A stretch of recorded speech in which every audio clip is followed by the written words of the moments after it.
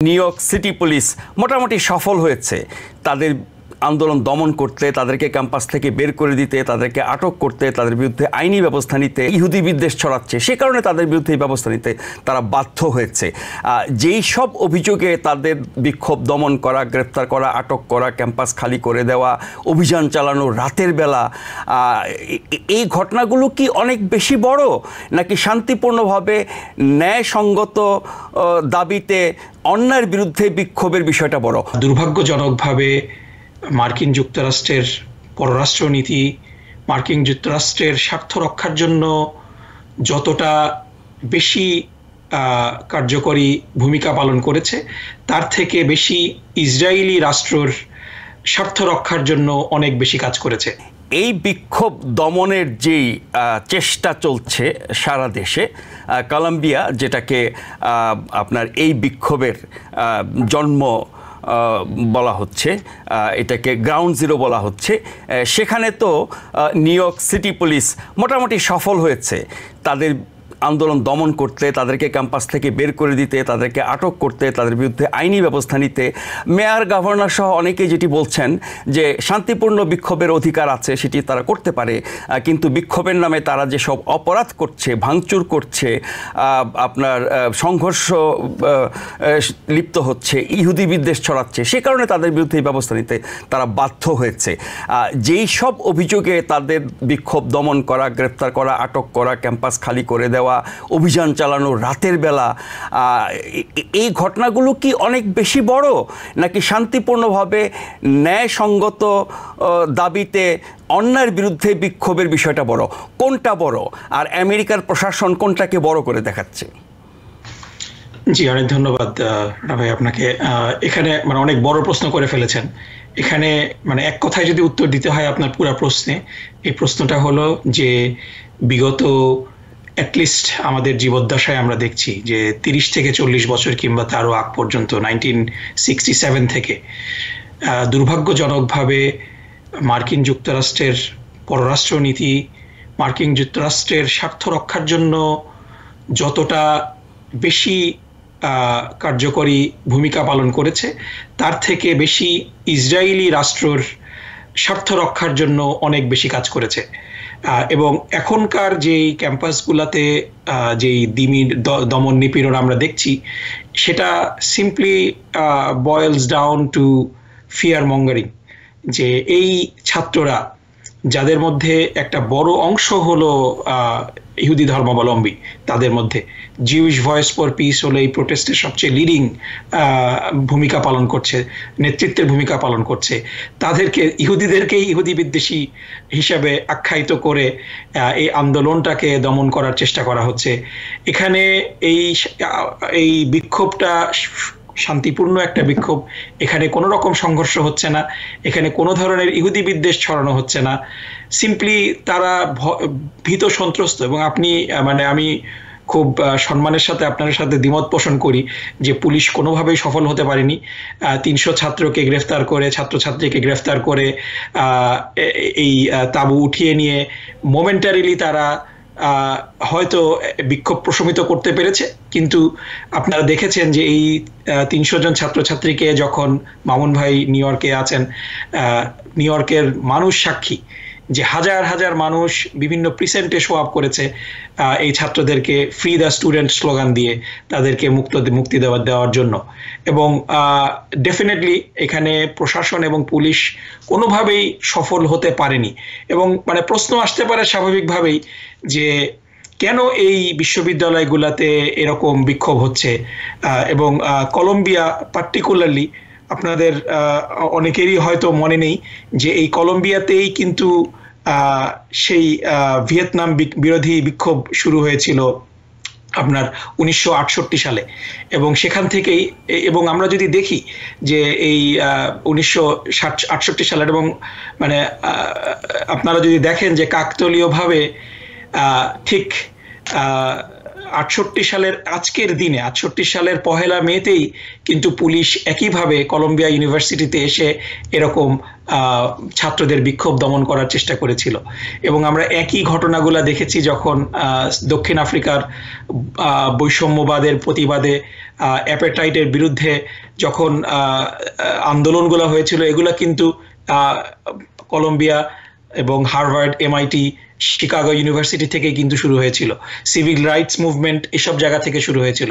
এখন যদি প্রশ্ন আসে যে কেন ইউনিভার্সিটি ক্যাম্পাসগুলোতে এই আন্দোলনগুলো হচ্ছে, এর বড় একটা কারণ হলো যে এই বড় বড় ইউনিভার্সিটিগুলোতে কম্বাইন্ডলি আমরা যদি আমেরিকার 30টা বড় ইউনিভার্সিটি দেখি, হার্ভার্ড $50 বিলিয়ন বিনিয়োগ করেছে ইসরায়েলের বিভিন্ন ব্যবসা প্রতিষ্ঠানে যারা ইসরায়েলের সাথে ব্যবসা করে। Stamford almost $37 billion, Princeton $34 billion, Yale হলো $41 বিলিয়ন।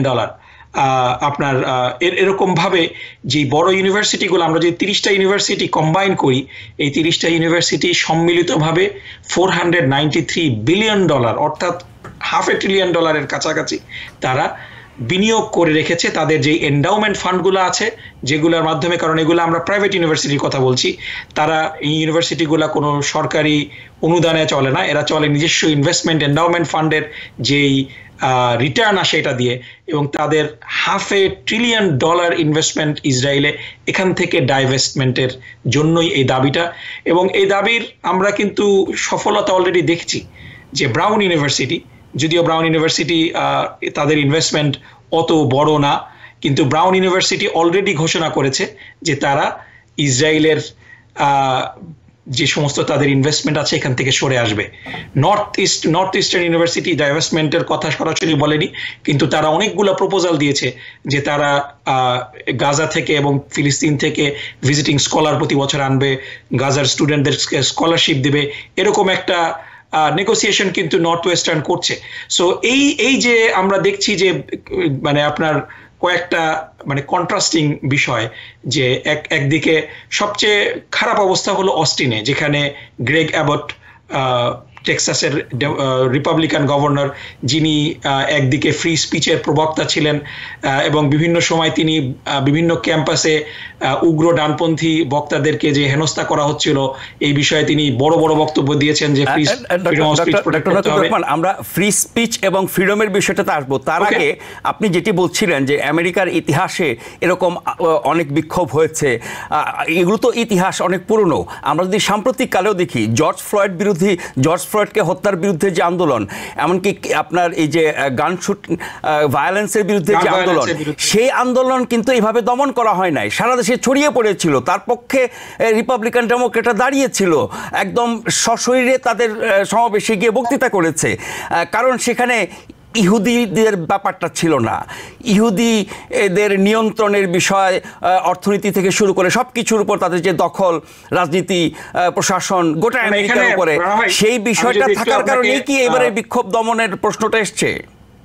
না, আমি আবার আপনার কোশ্চেনটাকে একটু যদি আমি ব্যাকট্র্যাক করি, এই সমাবেশ ইহুদি বিরোধী সমাবেশ না, ইহুদিদের কর্তৃত্ব বিরোধী সমাবেশ না। না, আমি সেটা বলছি না, আমি বলছি যে এই বিক্ষোভটা হলো যুদ্ধ বিরোধী বিক্ষোভ। এই বিক্ষোভটা পিওর অ্যান্ড সিম্পলি যুদ্ধ বিরোধী বিক্ষোভ।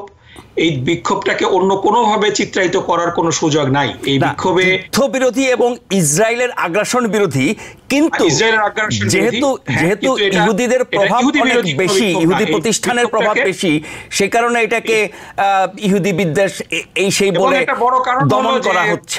এই বিশ্ববিদ্যালয়গুলোর যে বড় ডোনার, তাদের মধ্যে একটা বড় অংশ হলো জায়নবাদী। যেমন কলম্বিয়া ইউনিভার্সিটির সবচেয়ে বড় ডোনার হলেন রবার্ট ক্রাফট, যিনি নিউ ইংল্যান্ড পেট্রিয়টসের মালিক। তিনি অলরেডি প্রায় $30 বিলিয়ন তিনি বলেছেন যে আমি উইথড্র করছি। সো জিনিসটা হলো যে এইভাবে যারা ইসরায়েলি, এবং এখানে সবচেয়ে বড় ডিস্টিংশনটা হলো যে ইসরায়েলি বিরোধী কথা বলা ইহুদি বিরোধী কথা বলার সমকক্ষ নয়। আমি যদি সৌদি আরব কিংবা ইরানের বিরুদ্ধে কথা বলি, সেটা যেরকম মুসলিম বিরোধী কথা হবে না, ইসরায়েল বিরোধী কথা কোনোভাবে ইহুদি বিরোধী কথা হতে পারে না। এবং সবচেয়ে বড় কথা হলো যে আমার ক্যাম্পাসে University of North Carolina Chapel হিলে যে বিক্ষোভটা শুরু হয়েছে, সে বিক্ষোভটা শুরু হয়েছে শনিবারে সাবাত ব্রেকের মাধ্যমে। জুইশ ভয়েস ফর পিস তারা মুসলিম স্টুডেন্ট অ্যাসোসিয়েশনের সাথে সমন্বয় করে তারা যে এনক্যাম্পমেন্টটা শুরু করেছে, তারা শুরু করেছে হলো সন্ধ্যার সময়। সারাদিন যারা সাবাত পালন করেছেন, সাবাতের ব্রেকের মাধ্যমে ইহুদি ছাত্রীরা এই বিক্ষোভটা শুরু করেছে এবং সাথে সাথে মাগরিবের নামাজ আদায় করার মাধ্যমে। সো এখানে সাবাত পালন করছে যে ইহুদি ধর্মীয় ছাত্রছাত্রীরা, তারা কিভাবে ইহুদি বিদ্বেষী হয়। এবং আমি শেষ করছি আরো একটা ভয়ঙ্কর কথা বলে, যে শুধু ক্যাম্পাসে পুলিশ পাঠিয়েই সরকার কিন্তু ক্ষান্ত হচ্ছে না। আরো এই ফ্রি স্পিচ দমনের জন্য কিছুক্ষণ আগে Congress US house HR house resolution 6090 পাশ করেছে। এটার নাম হলো অ্যান্টিসেমিটিজম অ্যাওয়ারনেস অ্যাক্ট 2023। এবং এই অ্যান্টিসেমিটিজম অ্যাওয়ারনেস অ্যাক্ট 2023-তে 91 জন ডেমোক্রেট ভোট দেননি। টোটালের 91 জন, তার মধ্যে 70 হলো ডেমোক্রেট, 21 জন হলো রিপাবলিকান, কিন্তু বাদ বাকি সবাই ভোট দিয়েছে এবং এটা পাশ করেছে বাইপার্টিজান ভাবে। এবং এই অ্যাক্টের মূল উদ্দেশ্য হলো যে অ্যান্টিসেমিটিজমকে ডিফাইন করা হয়েছে যে যারা ইহুদিদের রাষ্ট্রের এক্সিস্টেন্সের বিরোধিতা করবে, এটা হলো অ্যান্টিসেমিটিজম। এবং এই কাজের সাথে যেই নন প্রফিট অর্গানাইজেশনগুলো সম্পৃক্ত থাকবে, ট্রেজারি ডিপার্টমেন্টকে ব্ল্যাঙ্কেট অথরিটি দেওয়া হয়েছে তাদের ট্যাক্স এক্সাম্পট স্ট্যাটাস কেড়ে নেওয়ার জন্য। সো এটা হলো তার মানে ইহুদি বিদ্বেষী যে অস্ত্রটি, ইহুদি বিদ্বেষের নামে যে অস্ত্রটি ব্যবহার করা হয় সেটিকে আরো শক্তিশালী করা হচ্ছে এই আইনের মাধ্যমে। এবং এটা it's coming out of the playbook of north Korea, unfortunately বলতে বাধ্য হচ্ছি। এবং তৃতীয় বিশ্বের দেশগুলোতে, বাংলাদেশে যেভাবে আপনার মানুষের মতামতকে বাংলাদেশ সহ বিভিন্ন দেশে, পাকিস্তানে এবং অন্যান্য কিছু আফ্রিকান দেশেও আমরা দেখেছি যে গণতন্ত্র এবং ফ্রিডম অফ এক্সপ্রেশন যেভাবে স্বৈরাচারী সরকার প্রধানরা বন্ধ করার চেষ্টা করছেন, সেই একই চেষ্টা করা হচ্ছে আমেরিকাতে। অথচ আমেরিকা সারা বিশ্বে এগুলো রপ্তানি করে। এই freedom of speech, democracy, Democratic right, citizens right, human rights, এগুলো নিয়ে তারা ব্যবসা করে সারা বিশ্বে, সবক দেয়, নিয়ন্ত্রণ করে। এখন তাদের নিজেদের দেশেই সেগুলো সমাপ্তি ঘটতে যাচ্ছে। আমি আসবো আবার আপনার কাছে, জনাব শেখ আল মামুন। এই যে বিক্ষোভ কলম্বিয়া থেকে শুরু করে আপনার সকল বিশ্ববিদ্যালয়গুলো, কলেজগুলোতে, ক্যাম্পাসগুলোতে যে বিক্ষোভ, এবং এই বিক্ষোভ দমনের ক্ষেত্রে যেই অজুহাতটি ব্যবহার করা হচ্ছে, বলা হচ্ছে ইহুদি বিদ্বেষ ছড়ানো হচ্ছে, বলা হচ্ছে ইহুদি বিরোধী স্লোগান দেওয়া হচ্ছে, বলা হচ্ছে যে এখানে আন্দোলনের নামে সহিংসতা করা হচ্ছে, নাশকতা করা হচ্ছে, এবং কলম্বিয়া ইউনিভার্সিটিতে ভাঙচুর, এগুলোর ছবি ব্যাপকভাবে প্রচার করা হয়েছে গণমাধ্যমে। কলম্বিয়ার কর্তৃপক্ষ সেই ভিডিওগুলো পাবলিশ করেছে। তার মানে হচ্ছে এত বড় একটি আন্দোলনের মাঝে ছিটে ফোটার যে ব্যতিক্রমগুলো, সেগুলো কারা কি উদ্দেশ্য করেছে, বহিরাগত করেছে কিনা, করিয়েছে কিনা, এর পেছনে ষড়যন্ত্র আছে কিনা, সেই প্রশ্নও আছে। এই যে ব্যতিক্রমী ছোটোখাটো ঘটনাগুলো, এটাকে বড় করে দেখিয়ে আন্দোলন বিক্ষোভ দমন করা, এটা কতটা গণতান্ত্রিক বা যৌক্তিক? You are exactly right. এটাকে বলা হয় স্মিয়ার ক্যাম্পেইন। মানে আপনি বড় একটা বিক্ষোভের থেকে আপনি দুটো ছোটখাটো একটা জিনিস দেখতেছেন, সেগুলোকে মানে আপনি যখন CNN দেখবেন এখন, বা MSNBC, ফক্স দেখবেন, কন্টিনিউসলি কিন্তু ওই 10 সেকেন্ডের ভিডিও দেখানো হবে। কিন্তু তারা যে ওভারঅল সারা আমেরিকাতে দেখলে শত শত ইউনিভার্সিটিতে, ক্যাম্পাসে ইয়াংরা, দে আর ভেরি স্মার্ট, এবং তারা যেটা করছে তারা খুব পিসফুলি করছে। তারা কিন্তু 1968 যেভাবে তারা বিক্ষোভ করছিল, ভাঙচুর করছিল, পুলিশের সঙ্গে তারা মারামারি করছিল, পাথর নিক্ষেপ করছিল, এটা আসলে কিন্তু এটার কোনো কম্পিটিশন নেই। এখানকার কিন্তু স্টুডেন্টরা দে আর ভেরি পিসফুল, তারা খুব সুন্দর ভাবে কাজ করতেছে, এবং তারা কিন্তু ডিমান্ড করছে খুব ভেরি বেসিক, যে you have to divest your investment from this country because this country is committing genocide. তার কারণ আপনি দেখতেছেন যে যেভাবে তাদেরকে খাদ্য বন্ধ করা হচ্ছে, তাদেরকে পানি বন্ধ করা হচ্ছে, তাদেরকে বম্বিং করা হচ্ছে ইনডিসক্রিমিনেটলি। যদি কোনো হসপিটালে বম্বিং করা কিন্তু ইউনাইটেড নেশনের জেনেভা কনভেনশনের এগেইনস্টে। তো this students know exactly what this country is doing, এবং with our money, with our bomb, এটা তারা স্টপ করার জন্য বলতেছে খুবই পিসফুলি। কিন্তু আপনি যেটা নিউ ইয়র্ক সিটির কথা বলতেছেন, কলম্বিয়া ইউনিভার্সিটি, আমাদের নিউ ইয়র্ক সিটি, এখানকার যে গভর্নর খ্যাতি হকুল, তার approval is the lowest right now.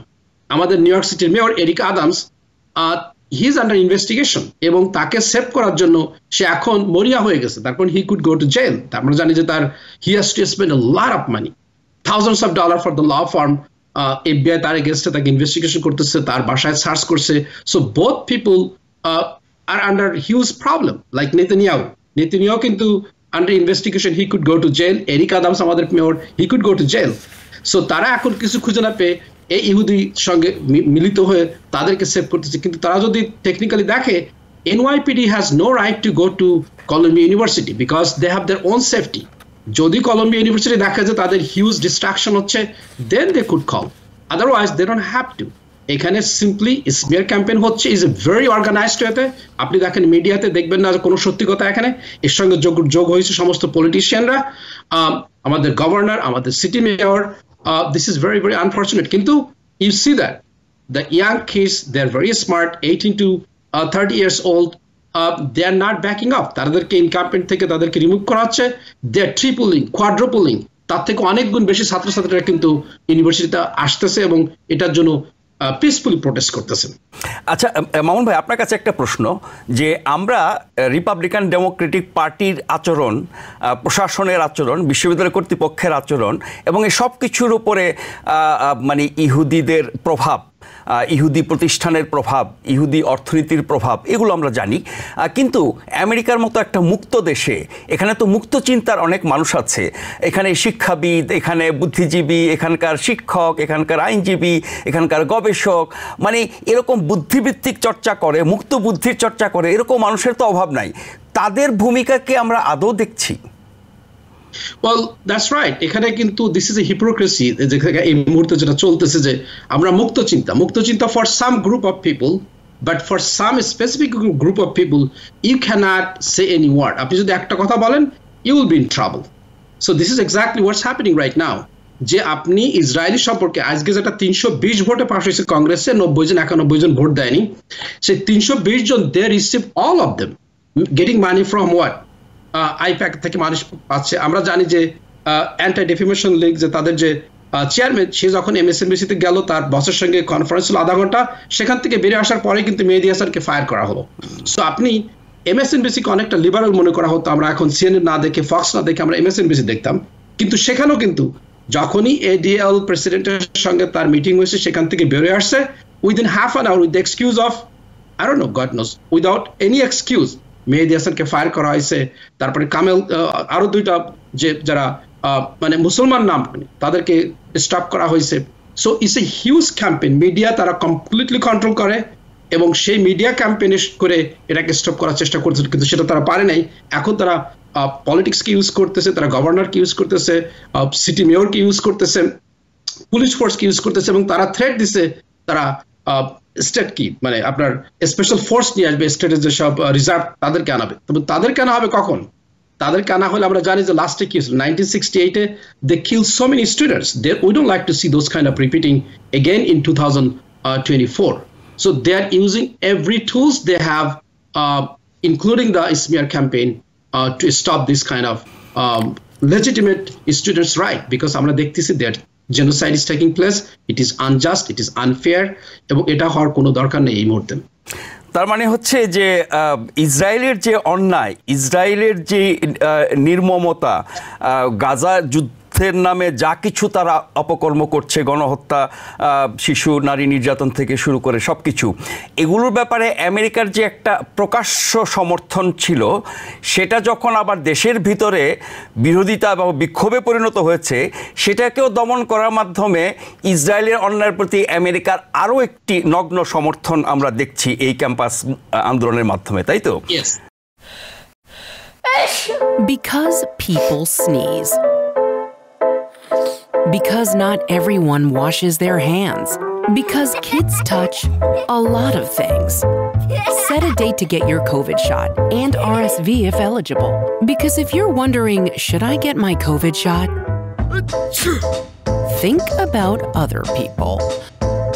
Learn more at nj.gov/health/vaccines. New York থেকে সম্প্রচারিত TVN 24 টেলিভিশন বিশ্বজুড়ে বাঙালির কণ্ঠস্বর।